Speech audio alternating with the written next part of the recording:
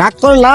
না বাবা। আমাদের চারপাশে শত শত শয়তান ঘুরে বেড়ায়, কিন্তু এর থেকেও বড় ইবলিশ শয়তান তোমার ঘরের বউ, যে তোমার একটা কথা ওনে না। কথা কি সত্য বললাম? হ বাবা।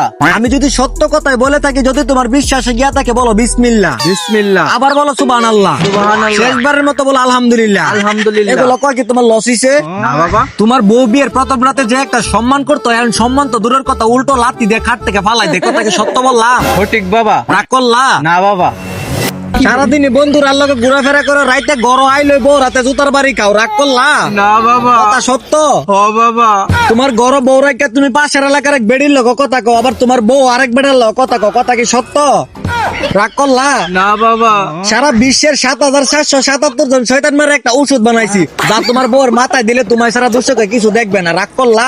না বাবা, রাগ করি না, এই ওষুধ আমার দেন। এই ওষুধ পাওয়ার লাগে তোমার আমাকে কিছু দিতে হইব না। 160 জন বন্ড বাবা আছে, 5 ওয়াক্ত গাঁজা খাওয়ার লাগে আমার 10,000 টাকা দিবা। তুমি কি দিতে পারবা? না বাবা। এতক্ষণ তো হ করছো, এখন গাঁজা খাওয়ার টেয়া যাইছি না করলা। বাজান তোমায় কানের নিচে একটা দিছি। রাগ করলা?